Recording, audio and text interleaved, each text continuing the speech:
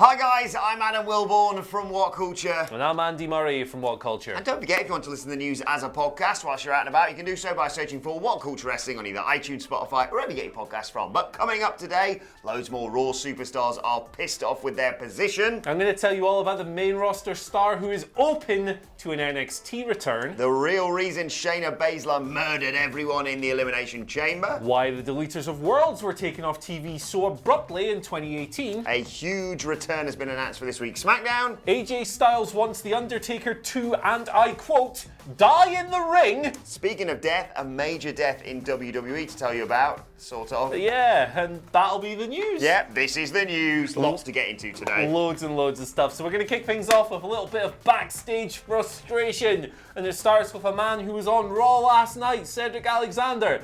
I say he was on Raw last night. He got about 2 minutes of screen time, right? Riddick Moss killed him, beat him for the 24/7 title. It took about 2 minutes. Cedric landed maybe a couple of blows, nothing major. Whole thing was a continuation of Riddick Moss's recent booking pattern. But Cedric wasn't best pleased about that because immediately after the show, he tweeted, you know that Simpsons gif of the granddad one coming in, taking the hat off and immediately going out the room again? Mm-hmm. He tweeted that. He was in there for a cup of coffee. His wife, Big Swole of AEW, then quote tweeted it, kind of like, hey, look at this stuff, lads. It's all kind of kicking off for Cedric at the moment. Last month he tweeted, frustrated would be an understatement. He's made just 2 Raw appearances in 2020. Mostly consigned to the purgatory that is Main Event, because, I mean, if you're watching Main Event and you're watching this video, please let us know, because I wonder who the hell that program's for. Someone tweeted me the other day, I think it was Cedric, facing Shelton Benjamin and saying, hey guys, there's a really good feud going on and good matches that they're having on Main Event. And I was like, cool. I mean, I'll never watch WWE Main Event because it's WWE Main Event, but I suppose they are using him for something. But yeah, being put on the main show and then just jobbing out to Riddick Moss in 2 minutes, not great. That's what he does, yeah. His previous appearance was a job out as well. That's the only reason he's ever on Raw these days. You have to go back to the 26th of August 2019 for a clean singles victory on Raw, and that was against Cesaro. So, you know, yeah, Cedric, not happy. Well, I have a solution to this. It's really, really simple. Do you remember the classic build? Cactus Jack versus Triple H at the Royal Rumble. Absolutely. So good, wasn't it? So Cedric Alexander comes out next week and says, Riddick, after the beating you gave me last week, one thing I am not is ready to face you again for the 24/7 championship. But I think the fans deserve a replacement. I think you know the guy, Gary the Goat Garbett. Pulls out the match. Oh my goodness. Just a thought. Yeah. But Cedric Alexander isn't the only one pissed off with his position in WWE right now. Nia Jax and Tamina have been tweeting about how angry they are and about being underutilized. Tamina, of course, is ready to go. She could wrestle right now if she wanted. Nia Jax is recovering, although probably is cleared, judging by the way that people have been talking about her online. She should be fine to come back anytime soon after double ACL surgery, but they both tweeted yesterday. Tamina tweeted, I love it how some people get forgotten. Hashtag it's a damn shame. Hashtag know your worth. Hashtag nobody was meaner than Tamina. She missed out there. And Nia Jax tweeted, I'm just going to start another 4 horsewomen group so I can get booked because talent has nothing to do with it. Well, that's a load of bollocks. Yeah, I think Nia's little bit at the end there about triggering incoming and free to... no, she knew what she was doing a little bit there. But at the same time, man, Tamina's a weird one. She's made 1 wrestling appearance in 2020. That was the Royal Rumble. She's not even on house shows. It's really strange. I suspect that maybe they're holding off on using her until Nia comes back because maybe they'll do the tag team again. I mean, I don't want to see that because it wasn't very good the first time. But, you know, it seems like something they would do. Also, Nia posted a really strange tweet, like she was trying to seduce Vince the other day, where she had like her leg out and she was like, Vince, I'm ready. She's launching some new lingerie collection, isn't she? Yeah, but he's just tagging Vince and stuff. It was an odd one. However, the Vince McMahon Googling account had a tremendous response. Quote tweet, well, when's Linda out of town? So, you know, good stuff. Good stuff. But yeah, sounds like the locker room is relatively frustrated at the moment. Yeah, it's WrestleMania season though, so I sense that it's not going to change any plans that they've got. And maybe they're holding off, like you say, especially on someone like Tamina or Nia Jax, whether they hold them off as a pair or individually, perhaps teaming up to help each other in singles competition. Who knows? I sense that they're probably going to be utilised following WrestleMania. Absolutely. Speaking of stuff that happens, Ricochet was speaking to Julie Wright for Good Morning Washington on Monday. He was talking about a lot of things, one of which was, hey man, do you ever think you might want to like follow in the footsteps of Finn Balor and Big Chaz Flair and go back to NXT and stuff? Can I guess his response? Please, God, yes. For the love Take of me God. back. Not quite in those words, Okay. but to a similar effect. He said, for sure, that's a place that I will always call a home for me. It's a place that I enjoyed thoroughly while I was being there. Now that they have more exposure every Wednesday on the USA Network, nice shill, I think that's huge as well. So yeah, for sure, anytime they need a hand, I will be there, no problem. So Ricochet might see him show up, full sail, do some flips and stuff. Maybe like have like a really cool match like Maybe he have a used match to. that lasts more than a minute and a half. Yeah, maybe like not get swatted out of the sky and then just murder shagged by Brock and stuff. I bet you that's half inspired by Triple H going, so Vince, you know, a guy you just ruined in 2 nights, or a few nights I should say, between Super Showdown and Monday Night Raw. If you're not using him, can I have him back? Yeah, can I have a shot? Can I have a Because- shot? The weirdest thing about all of this is that story that came out last week where WWE are like, hey, he's going to get over in defeat. He's going to get over and getting squashed in 90 seconds and then losing to Riddick Moss. They think this is a good idea. Yeah. Don't understand. You got to laugh, right? But speaking of getting over, one person who got hugely over, in my eyes at the very least, considering how wrestling Twitter may have responded to it, was Shayna Baszler at the Elimination Chamber. Of course, she destroyed everyone else in that match, eliminating all 5 other competitors. It was kind of expected. We all sort of knew she was going to be the one to win the Elimination Chamber and then go on to face Becky Lynch at WrestleMania 36 for the Raw Women's Championship.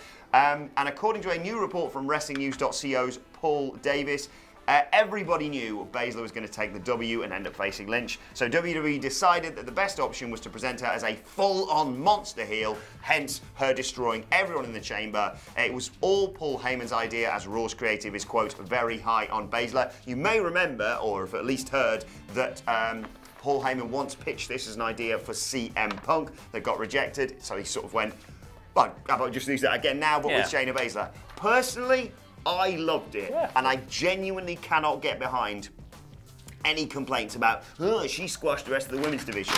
Like, if she'd have gone 50-50 with Natalya, or, I know there's a lot of stands out there for her, but Liv Morgan, it would not have worked in a build towards the most dominant Raw Women's Champion in recent memory. People have forgotten how to make stars in this wrestling business. Yes. They've been poisoned by 20 years of a WWE monopoly in which 50-50 has become the norm and no new stars have emerged. You build stars through dominance. You build stars by presenting them as better than everyone else. And that's what they're doing with Shayna Baszler. I'm not sure if this has been mentioned on a video, but I know Michael Hamplet mentioned it on our Elimination Chamber review podcast, saying basically, look, Shayna Baszler didn't get over going 50-50 with Becky and Bayley at Survivor Series. Yeah. Yes, she won, and it was a great result for her and for NXT, but no one the next day was going, right, what's next for Shayna Baszler? And especially considering you didn't let her win the Royal Rumble, which I get, now Charlotte Flair obviously challenged for the NXT Championship, you needed a real standout moment, and that wasn't her biting Becky Lynch's neck, but her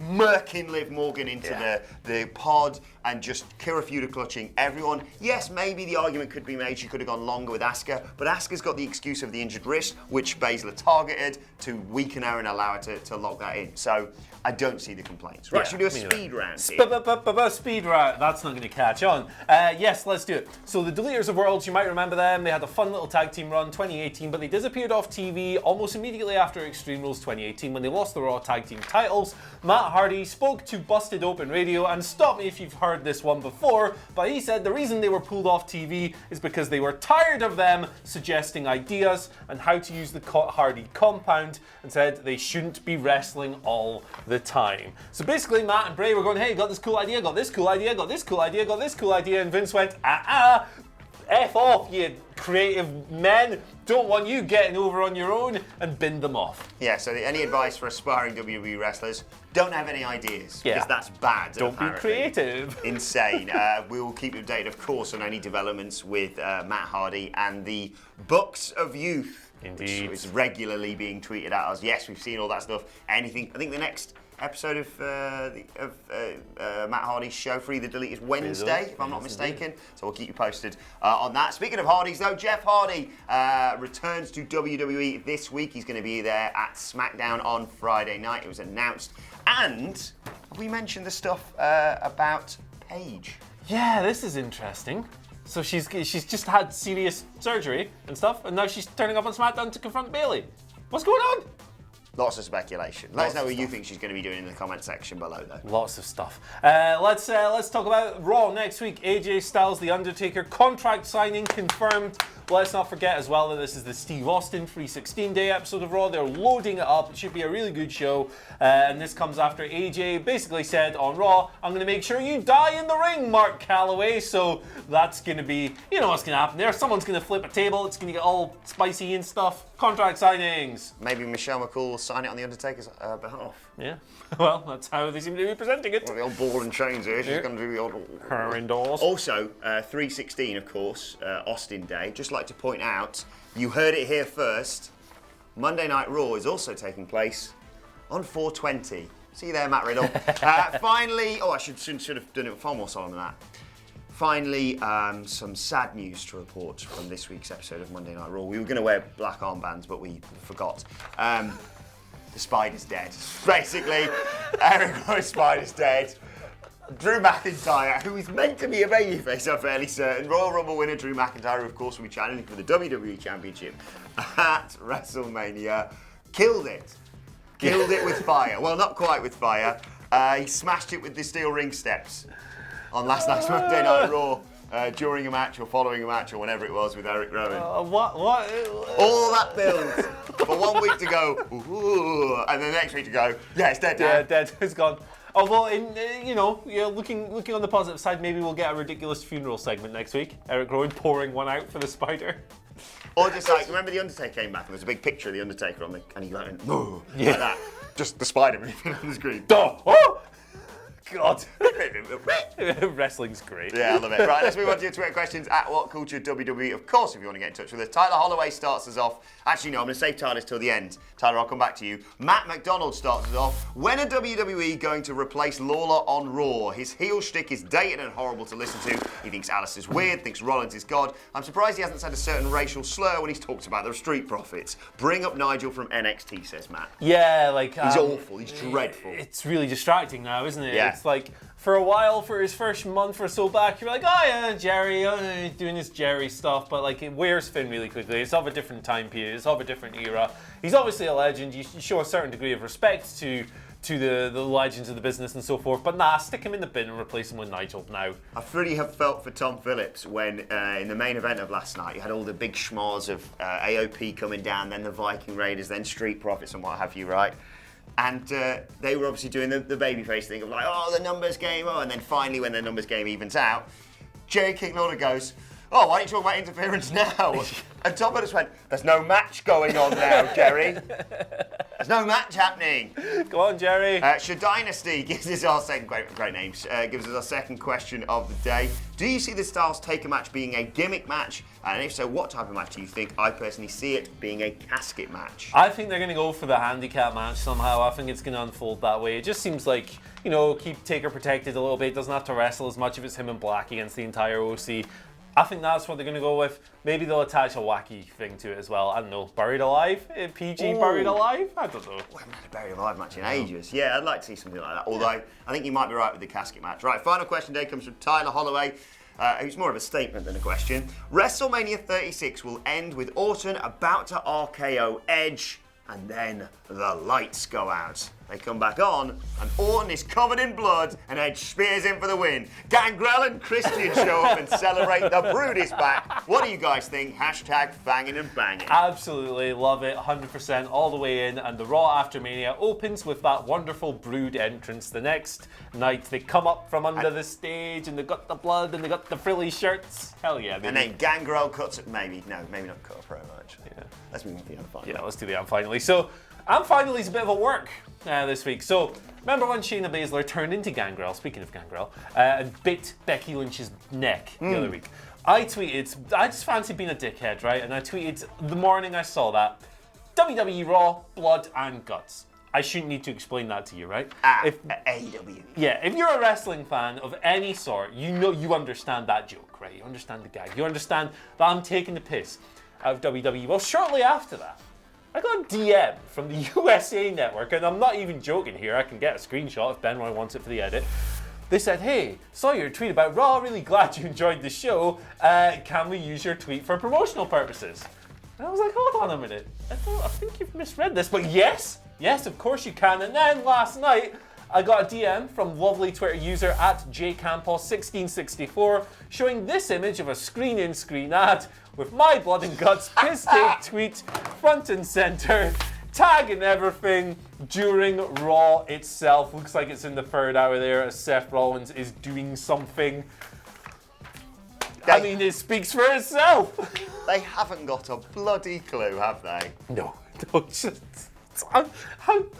I'm just a bald idiot on the internet. How did I work USA Network? How did this get through? I love it. Simon Miller's off to AEW, and you effectively work for WWE right now. Yeah. Congratulations, mate. I'm a secret agent, apparently. Yeah. What the hell? Madness. Let us know any instances that have had like that happen to you in the comment section below, and let us know your thoughts on all of today's news stories. Don't forget to like, share, and subscribe. Plus, let us know your thoughts and Twitter questions at WhatCultureWWE on Twitter. Watch there. Follow both of us. You can follow Andy at Andy H. Murray. The H stands for hey, man. I'm probably going to get blocked by USA Network now, but it was worth it. Still counts. You can follow me at Adam Wilborn. Follow us all at WhatCultureWWE, and make sure you subscribe to What Culture Wrestling on either iTunes, Spotify, wherever you get your podcasts from for daily wrestling podcasts. Myself and the Dudley Boys are going to be reviewing Monday Night Raw, Blood and Guts, a little bit later on today. But for now, my thanks to Andy Murray. Thank you for watching, and we will see you soon. Worker. Hi guys, I'm Adam Wilborn from What Culture, here to let you know we want your live event videos, whether that be something that happened after the cameras stopped rolling, or your reaction to something amazing that went down at the show you were at. Stuff like this.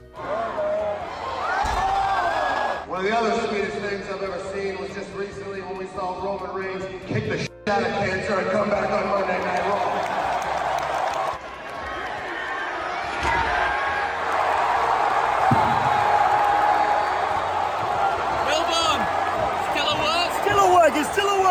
So make sure you send them to us in all the usual ways. You can tweet them at us, you can send them to us on Facebook, you can email them to us. Hell, if it's your sort of thing, you can stick them on a memory stick and post them to What Culture. But the one thing you need to remember is good, bad. Thanks for watching. Bye.